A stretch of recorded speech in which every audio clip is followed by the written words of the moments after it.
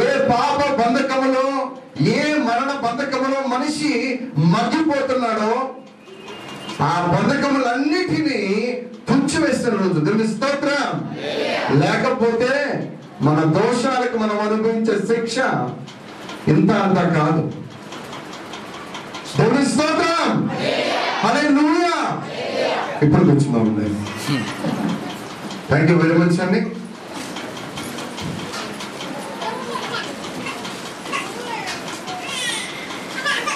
కీర్తనలు 22వ అధ్యాయము 15వ వచనం చదువుకుందామండి.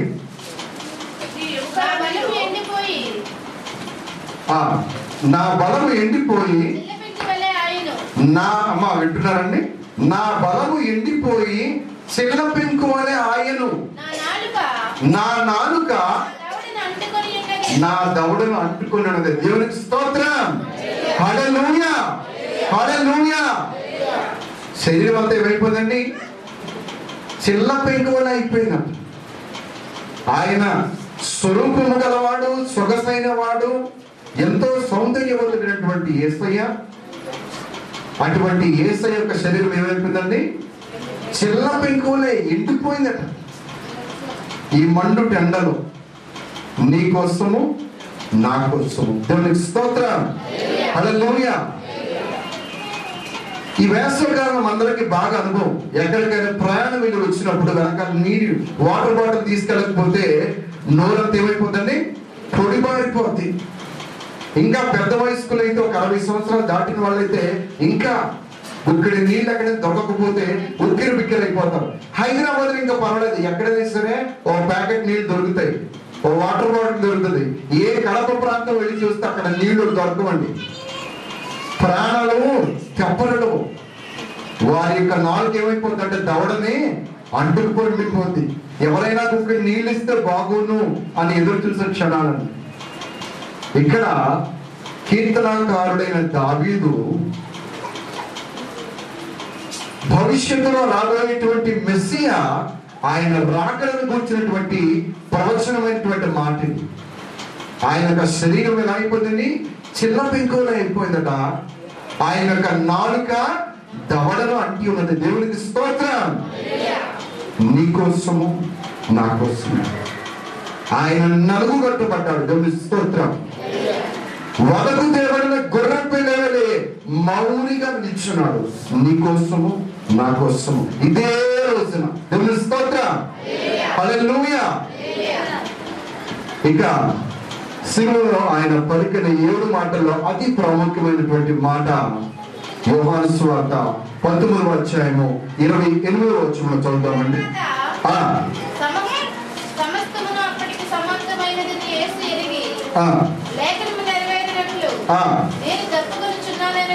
నేను దప్పికొనుచున్నాను.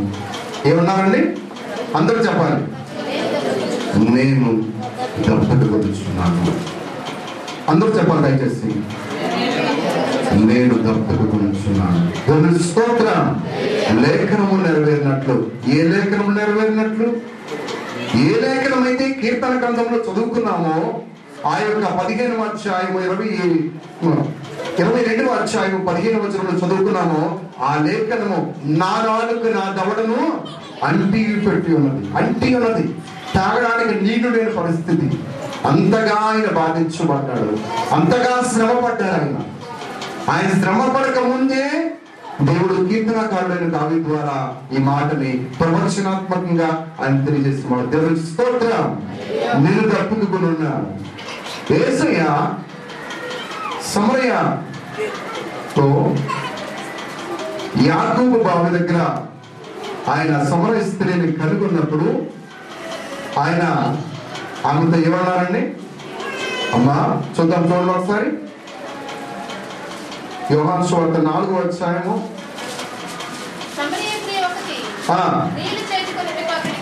సమరయ స్త్రీ ఒకటి నీళ్లు చేరుకుంటూ అక్కడికి రాగా యేసు నాకు దాహమునకు ఇమ్మని ఆమెను అడిగాడు. ఆయన శిష్యులు నా శిష్యులంతా కూడా ఆహారం కొనడానికి ఊర్లోకి వెళ్ళారు. అమ్మా కొంచెం దాహంగా ఉంది, కొన్ని నీళ్లు ఇస్తామని సమరయ స్త్రీని అని అడుగుతున్నాడు.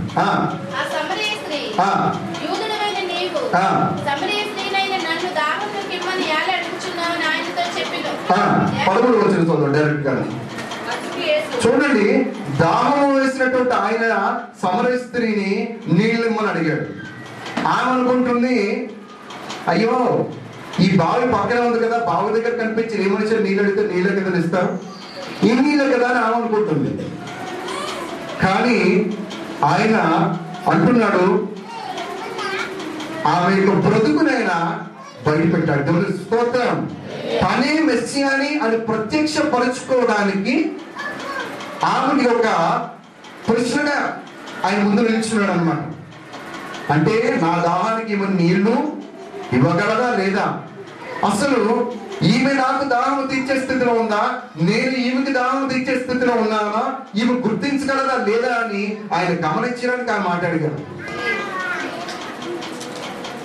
అయితే ఆమె జీవితాన్ని బయట పెట్టక ముందు ఆయన ఒక మాట అంటున్నాడండి, నీవు నా దాహానికి నీళ్లు ఇవ్వగలవు కానీ నేను కూడా నీ దాహానికి నీళ్ళు ఇవ్వగలను. కానీ నేనిచ్చే నీళ్ళు ఎలాంటివో తెలుసా? చదవండి. అందుకు యేసు ఈ నీళ్లు తాగంటే ఈ బావిలో నీళ్ళు తాగే ప్రతివాడు కూడా ఒకసారి ఈ బావిలో నీళ్ళు తాగేవాడు 1 గంట తర్వాత 2 గంటల తర్వాత మధ్యాహ్నమో సాయంత్రమో రేపు ఉదయమో వాడికి మరలా దాహం వేస్తుంది, మళ్ళా దప్పుకుంటాడు. నేనిచ్చే నీళ్లు త్రాగువాడు ఎప్పుడును దేవునికి స్తోత్రం చెప్పండి, హల్లెలూయా. నేనిచ్చే నీళ్లు తాగు ప్రతివాడు ఎప్పటికీ దప్పుకొనడు. ఎప్పటికీ మనం ఆయన సన్నిధికి ఎందుకు వచ్చాము అంటే గమనించండి, ఆత్మ దాహముతో. నాలో వచ్చిన ఆత్మ జీవము గల దేవుని ఆత్మ. ఈ ఆత్మ వాక్యం వచ్చేట దప్పుకొని ఉందండి. ఈ ఆత్మ దాహము తీర్చుకోవడానికి మనము దేవుని యొక్క సన్నిధికి వచ్చాము. ఎందుకు అంటే ఆయన ఇచ్చే నీళ్లు త్రాగితే మనం ఎప్పటికీ దప్పిక గుణము కాబట్టి. దేవుని స్తోత్రం. హల్లెలూయా. ఇంకెళ్ళి చదవండి. నేను వానికి ఇచ్చే నీళ్లు నిత్య జీవమునకై వాడిలో ఊరడి నీటి బొగ్గగా ఉండదని ఆమెతో చెప్పండి. దేవుని స్తోత్రం. నేనిచ్చే నీళ్లు, అమ్మా నువ్వు నాకు ఇచ్చే నీళ్లు మరో గంట తర్వాత నాకు మళ్ళా దాహాన్ని కలుగు చేస్తాయి. కానీ నేను నీకు ఇచ్చే నీళ్లు నీలో ఊరడి నీటి బొగ్గగా ఉండును. ఈ నీళ్లు దేనికి పనికి వస్తాయి? నిత్య జీవమునకు, నిన్ను నిత్య రాజ్యములకు తీసుకెళ్ళడానికి నీళ్లు పనిచేస్తాయి. కాబట్టి నువ్వేం చేయాలి? ఆత్మ దాహము చేత నా యుద్ధకి రావాలి, పరిగెత్తుకుంటూ రావాలి. ఎందుకు? నేనిచ్చే నీళ్లు కొరకు. ఈ నీళ్ళు నీలో ఏం చేస్తాయండి? ఊరుడి నిత్యము ఊరుడి నీటి బొగ్గుగా నీవు ఉంటావు. స్తోత్రం. నీలో నుంచి జీవజలములు ఏం చేస్తాయండి? ఊరుతూ ఉంటాయి. దేవుని స్తోత్రం. హల్లెలూయా. సారెపతి వధవరాల ఇంట్లో ఆ యొక్క కుండలు ఖాళీగా ఉన్నప్పుడు, నూనె కొద్దిగా ఉన్నప్పుడు ఆ ప్రవక్త ప్రార్థించి వెళ్ళిపోయిన తర్వాత ఆ కుండలు ఏమయ్యండి? నిండుతూ ఉన్నాయి.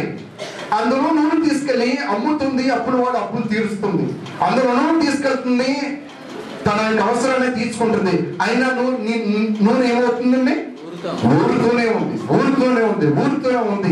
ఆ దేశము ఎన్ని సంవత్సరముల కరువులో ఉందో అన్ని సంవత్సరాల కొండ ఒక్క రోజు కూడా ఖాళీ అవ్వలేదు.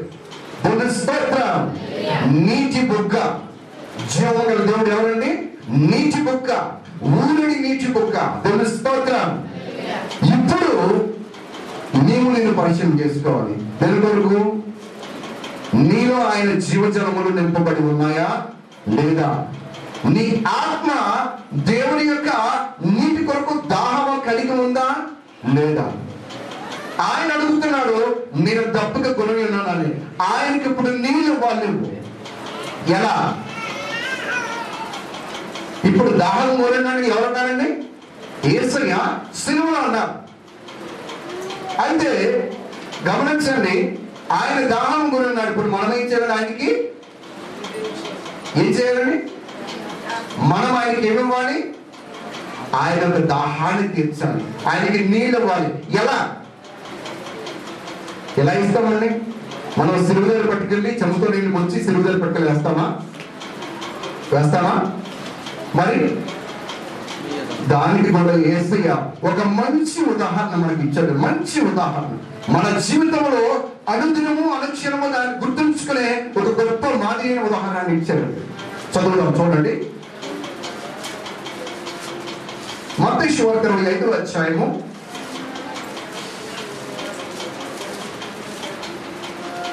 42వ వచనం 34వ వచనం మనం చదువుదామండి. 34. అప్పుడు రాజు తన కుడి, అమ్మ గమనించండి, ఇక్కడ యేసయ్య మాట్లాడుతున్నప్పుడు 2 రకాల వ్యక్తులు ఉన్నారు. కుడి వైపున ఉన్నవారు, ఎడమ వైపున ఉన్నవారు. వాళ్ళిద్దరు విభాగించాడు మనుషుల్ని. విభాగించి అంటున్నాడు, కుడి వైపున ఉన్న వారితో అంటున్నాడు. అప్పుడు రాజు తన కుడి వైపున ఉన్నవారిని చూసి, నా తండ్రి చేత ఆశీర్వదించబడిన వారులారా, రండి, ఈ లోకము పుట్టినది మొదలుకొని మీ కొరకు సిద్ధపరచబడినటువంటి రాజ్యమును స్వతంత్రించుకొని. దేవుని స్తోత్రం. ఈ రోజు మీరు ఎందుకు లోపలికి వచ్చారు? ఎందుకు వాక్యాన్ని ఆలకిస్తున్నారు? దేవుని యొక్క రాజ్యమును స్వతంత్రించుకోవడానికి. ఇప్పుడు మీరు పరిశీలన చేసుకోవాలి. మీరు కుడివైపు ఉన్న జనంలో ఉన్నారా, ఎడమవైపు జనంలో ఉన్నారా? కుడివైపు జనంలో ఉన్నవారు ఎవరండి? తండ్రి చేత, నా తండ్రి చేత ఆశీర్వదించబడిన వారులారా, వీళ్ళు ఆశీర్వదించబడిన వారు. మరి ఎడమ పక్క ఎవరున్నారో తర్వాత ఉంటాం. చదవండి. నేను ఆకలి కొంటిని, మీరు నాకు ఏం చేశారండి? ఎవరు పెట్టారండి? నా తండ్రి చేత ఆశీర్వదించబడిన వారు. ఆయన కుడి పక్కన వేరు చేసి కూర్చోబెట్టబడిన జనము. నేను ఆకలి కొని ఉన్నాను, మీరు నాకు భోజనం పెట్టారు. నేను దప్పిక కొని ఉన్నాను, మీరు నా దాహమునకు నీళ్ళు ఇచ్చారు. దేవుని స్తోత్రం. నేను దప్పిక కొని ఉన్నాను. ఎక్కడ ఈ మాట? సిలువలో ఉంటున్నాడు ఈ మాట.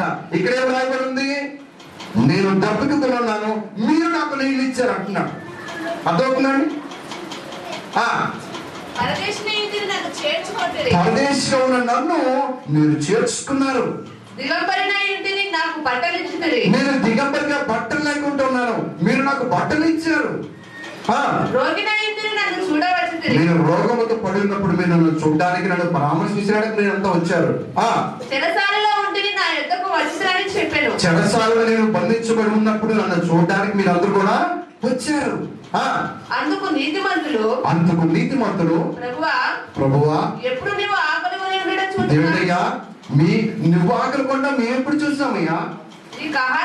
గమనించండి, ఆయన 2000 సంవత్సరాల క్రితం పుట్టి 2000 సంవత్సరాల క్రితం సంచరించి ఆయన సమాధి చనిపోయి సమాధిలో పెట్టబడి తిరిగి లేచి వెళ్ళిపోయారు కదా. మనం 2015వ సంవత్సరంలో ఉన్నాము. మనము తండ్రి కృపను బట్టి ఆయన రాజ్యములో కుడివైపు చేర్చబడినటువంటి జనములు మనం ఉంటే మనం ఈ ప్రశ్న చేస్తాము, ఏమని? ప్రభువా, నేనెప్పుడయ్యా నీకు అన్నం పెట్టాను? నేనెప్పుడయ్యా నీకు నీళ్ళు ఇచ్చాను? నేనెప్పుడయ్యా నీకు బట్టలు ఇచ్చాను? నువ్వు చెరసాల ఉన్నప్పుడు నేనెప్పుడైనా నేను చూడడానికి వచ్చాను? నువ్వు రోగిగా ఉన్నప్పుడు నేనెప్పుడైనా నీ దగ్గరికి వచ్చాను? మనం ప్రశ్నిస్తామట. నువ్వు దప్పుకొని ఉన్నప్పుడు నేనెప్పుడైనా నీకు నీళ్ళు ఇచ్చాను అని మనమే ప్రశ్నిస్తామట. నువ్వు ఎప్పుడు పరదేశికున్నప్పుడు నేను ఎప్పుడైనా నిన్ను చేర్చుకున్నాను. ఎప్పుడు రోగమై ఉండుటను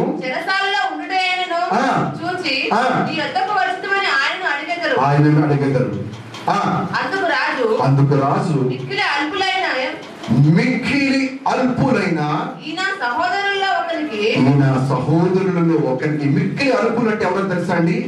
దేవుని కొరకు తన సమస్తాన్ని విడిచిపెట్టి దేవుని రాజ్యమును ప్రకటించడమే, దేవుని రాజ్యమును విస్తరించడమే, దేవుని సువార్తను బోధించడమే, దేవుని కొరకు ప్రజలను సమకూర్చడమే, చీకటిలో ఉన్న వారిని విడిపించడమే, బంధించబడిన వారిని విడిపించడమే, కాడిమాన మేకులు విడదీయటమే నా బాధ్యత, నా పని అని తనకు కలిగినటువంటి సమస్తాన్ని విడిచిపెట్టి ఎవరైతే ఆయన సేవ నిమిత్తము, ఆయన పరిచయ నిమిత్తము ఎవరైతే ఉన్నారో ఆ నా మిక్కిలి సహోదరులు, ఈ నా మిక్కిలి సహోదరులు, చదవండి. వీళ్ళు ఎవరండి? మిక్కిలి అల్పులట. ఎందుకు అల్పులు అన్నాడు? ఈ అల్పులు వ్యాపారం చేసుకుంటే బాగా డబ్బులు సంపాదించి బాగా ధనికులుగా పేరొందవచ్చు, కానీ వాళ్ళు వ్యాపారం చేసుకోవట్లా. వీళ్ళు ఉద్యోగం చేసుకుంటే మంచి జీతం తెచ్చుకోవచ్చు, కానీ వాళ్ళు ఉద్యోగం చేయట్లా. దేవుని కొరకు సమస్తాన్ని విడిచిపెట్టి దేవుని వర్తమానాన్ని ప్రకటించడమే వారి పనిగా భావించి వారికి కలిగిన సమస్తాన్ని పంటగా ఇచ్చుకొని దేవుని రాజ్య వ్యాప్తి కొరకు సమస్తాన్ని విడిచిపెట్టి వీళ్ళు ఏమైపోయారండి? మిక్కిలి అల్పులుగా మార్చబడ్డారు. ఈ మిక్కిలి అల్పులైనటువంటి వారికి మీరు ఇచ్చారు. దేవుని స్తోత్రం. చదవండి. ఒకరికి మీరు చేసిద్దరు కనుక స్తోత్రం. ఈ మిక్కిలి అల్పులకు మీరు చేశారు కాబట్టి మీరు నాకు చేశారు. దేవుని స్తోత్రం. నాకు చేసినట్టే ఈ మిక్కిలి అల్పుల వారికి మీరు ఇచ్చారు, నాకు పెట్టినట్టే. వారు రోడ్డులో ఉన్నప్పుడు మీరు చేశారు కాబట్టి మీరు నాకు చేసినట్టే. వారు దిగంబరుగా బట్టలు లేని స్థితిలో ఉన్నప్పుడు ఈ అల్పులకు మీరు ఇచ్చారు కాబట్టి నాకు ఇచ్చినట్టే. వారు చెరసాలలో వేయబట్టినప్పుడు మీరు పరామర్శించడానికి వెళ్ళారు కాబట్టి నన్ను పరామర్శించినట్టే. వారు రోగుగా ఉండి మంచం మీద పడున్నప్పుడు మీరు చూసారు, వాళ్ళు పరామర్శించారు కాబట్టి మీరు నన్ను చేసినట్టే. వారు దాహముగా ఉన్నప్పుడు వారి దాహాన్ని మీరు తీర్చారు, నా దాహము మీరు తీర్చినట్టే. దేవుని స్తోత్రం. హల్లెలూయా, హల్లెలూయా. గమనిస్తున్నారా? దేవుడు మనకి ఏం బాధ్యత పెట్టాడండి? నేను దాహము కొని ఉన్నాను. ఈయన దాహం ఉంటే మనం ఎక్కడి నుంచి తీసుకెళ్ళిస్తామని మనం అనుకోవచ్చు, కానీ దేవుడు ఏమంటున్నాడు? ఈ నా మిక్కిలి సహోదరులకు మనం ఇస్తే ఆయన దాహము మనము తీర్చిన వారమే. వీళ్ళెవరటి అల్పులు? ఆత్మదాహము కలిగిన వారు. దేవుని కొరకు, దేవుని రాజ్యము కొరకు అనేకమైనటువంటి ఆత్మను సంపాదించే ఆత్మదాహము కలిగి అల్పులుగా మార్చబడ్డారు. దేవుని స్తోత్రం. మరి ఇంకో గుంపున్నారు. వాళ్ళెవరు? చదవండి కలిగి. అప్పుడు ఆయన ఎడమ వైపున ఉన్న వారిని చూచి శపించబడిన వారులారా, నన్ను విడిచి అపవాదికిని వారి దూతలకును అపవాదికిని వారి దూతలకి సిద్ధపరిచినటువంటి నిత్య నరకాగ్నికి మీరు పొంది అంటున్నాడు. నేను ఆకలి కొన్నాను, మీరు నాకు పెట్టలేదు, అయిపోతామని భయం. నేను తప్పికొన్నాను, దాహం అవ్వలేదు, నా యొక్క బిందులో నీళ్ళు అయిపోతామని భయం. నేను పరదేశిగా ఉన్నాను, మన ఇంట్లో చేర్చుకోలేదు. ఎందుకు చేర్చుకోలేదు? మా ఇల్లు ఇరుకండి, మా ఇల్లు ఇరుకండి, సరిపోదండి, కాబట్టి ఈ రాత్రి మీరు ఎక్కడైనా పడుకోండి. చేర్చుకోలేదు. దిగంబరినై ఉన్నాను. అయ్యి బాబు, ఇప్పుడు దీనికోసం మనం బట్టలు ఎక్కడ కొనిచేస్తాం? ఓ 10, 100, 50 చేతులెట్టి దులిపేసుకుంటే పోయే. ఇప్పుడు మనం షాప్కి వెళ్ళి కొత్త బట్టలు అక్కడ తీసుకొచ్చి అల్పుడికి ఇస్తాం. మనం అంత బట్టలు కొనిస్తే 1000 రూపాయలు ఇవ్వాలి. అదే ఓ 100 రూపాయలు చేతులెట్టి క్షేమంగా వెళ్ళండి అంటే 100తో పోతుంది.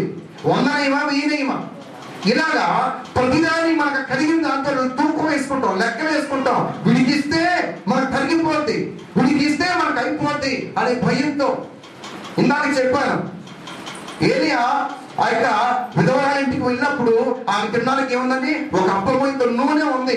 అయ్యా, ఈ రాత్రి ఇదే మాకు మిగిలింది, నీకు అప్పం చేసి తీసుకురామంటున్నావు, ఇది నీకు ఇస్తే మాకు అయిపోద్ది, ఇది నేను కూడా తినను, నాకు చిన్న కొడుకున్నాడు ఇంట్లోని, వాడికి పెట్టి ఈ రాత్రి తిని ఉదయాన్నే మీకు చచ్చిపోతామయ్యా అన్నదట్టాడు. అవునండి. అప్పుడు దైవజనుడు ఏమన్నాడు? అమ్మా, నీ కొడుకు కాదు, నీకు ఏదైతే ఆకలిగా మిగిలిపోయిన ఆ యొక్క పిండం ఉందో దాంతో ఒక అప్పం చేసి నాకు తీసుకురా, నువ్వు నాకు తీసుకురా, నేను తింటానన్నాడు. దైవజనుడు పిచ్చోడా, మాకే లేక పేదరికంలో, దరిద్రతలో, అడుక్కునే స్థితిలో ఉన్నాము, మాకే కరువు, దేశమంతా కరువు, ఈ కరువులో మమ్మల్ని వచ్చి అప్పు అడుగుతాడు ఏంటయ్యా అని లోపల అనుకుంటుంది, బయటకు అడగకపోవచ్చు. కానీ ఎవరికి తీసుకెళ్ళమంటున్నాడు? దైవజనుడు తెమ్మంటున్నాడు. ఆమె తీసుకొచ్చి ఇచ్చినటువంటి అప్పము తిని ఆయన ప్రార్థించి ఆ ఇంటిలో దరిద్రత కరువు లేకుండా ఆయన సమృద్ధిగా దీవించాడు. దేవుని స్తోత్రం. అర్థమవుతుందండి? నీకు కలిగిన నీ లేమిలో నీ యొక్క మిక్కిలి అల్పులైన సహోదరుకు పట్టడం వల్ల జీవము గల దేవునికి మనం పెట్టినట్టే. అదే ఆయన వాక్యం మాట్లాడుతుంది. చూడండి, అయితే ఈయన దాహము కొని ఉన్నప్పుడు ఏం జరిగిందో చూద్దాం మరొకసారి. యోహాను సువార్త 11వ అధ్యాయము 29వ వచనం చదువుదామండి. మరొకసారి 28వ వచనము 29 వచనంలో చూద్దాం.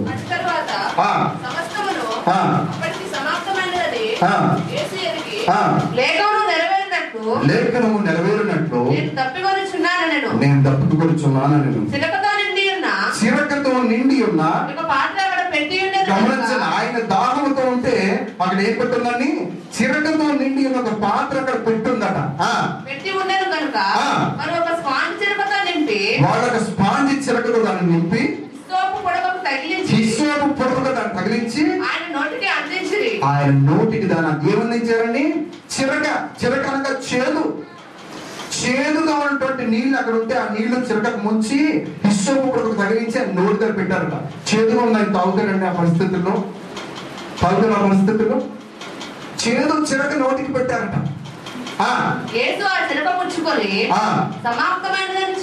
గమనించండి ప్రియమైన వాళ్ళారా, ఆయన దప్పికి గురి ఉన్నాడు, నేను దప్పికి గురి ఉన్నాను అన్నప్పుడు మనం ఆయనకి ఏమిస్తున్నాము? మన ప్రవర్తనని చేదు చిరకన ఆయన నోటి దగ్గర పెడుతున్నాము.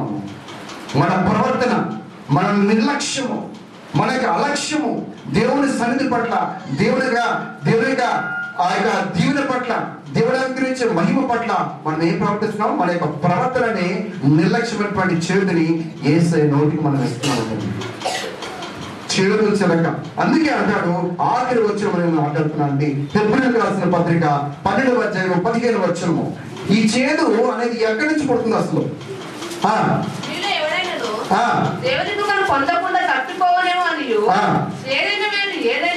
మీలో ఎవడైనాను దేవునిలో వాళ్ళు తప్పిపోతామేమో అని వింటున్నారండి. చేదైన వేరు ఏదైనా మొలచి కలవరపరచుట వలన అనేకులు ఏమైపోతున్నారండి? అపవిత్రులైపోతున్నారు. చేదైన వేరు ఏదైనా నీలో మొలచి, చేదైన వేరు అంటే మీకు తెలుసు, మొక్కలో చేదైన వేర్లు అవి ఎక్కడ మొలుస్తున్నాయి? నీలో ఒకవేళ మొలిచి మొలటం వల్ల ఏమవుతుంది? మనము కలవరపడిపోతున్నాం. కలవరంలో ఏమొస్తుంది? అపవిత్రత వస్తుంది. ఆయన అడుగుతున్నాడు, నేను దప్పికున్నాను అంటే ఆ నీలో మొలిచినటువంటి ఆ చేదైనటువంటి ఆ చిరకలోంచి వచ్చినటువంటి అపవిత్రత తీసుకొచ్చి ఎవరికి ఇస్తున్నాము? యేసయ్య నోటికి అందిస్తున్నాము. అర్థమవుతుంది మీకు? ఈరోజు దేవుని వాక్యము సూటిగా మనతో మాట్లాడుతుంది. నేను దప్పిక గురి ఉన్నాను. ఈయన మిక్కిలి అల్పులైన సహోదరులు ఎవరికి చేస్తారు? మీరు నాకు చేసినట్లే.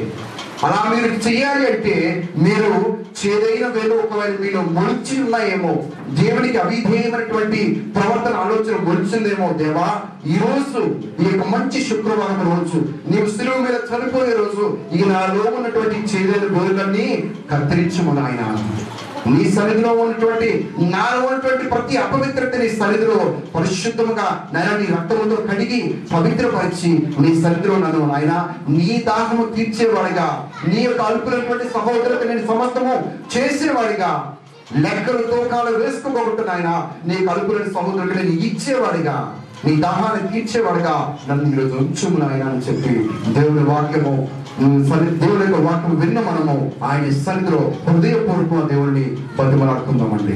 దయచేసి కళ్ళు మూసుకుందామండి. మరి వినబడిన వాక్యము మన జీవితంలో, మన హృదయంలో ఫలించులాగా దేవుడు మనందరూ విడిపిడి అందు ఈ మాటలు దీవించి ఆశీర్వదించును గాక.